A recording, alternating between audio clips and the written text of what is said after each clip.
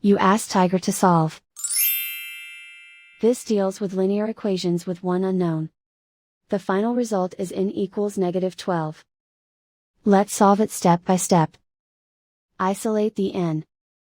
Multiply both sides by inverse fraction 3 over -2. Move the negative sign from the denominator to the numerator.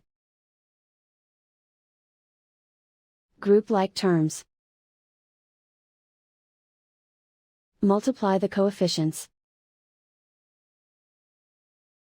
Simplify the arithmetic.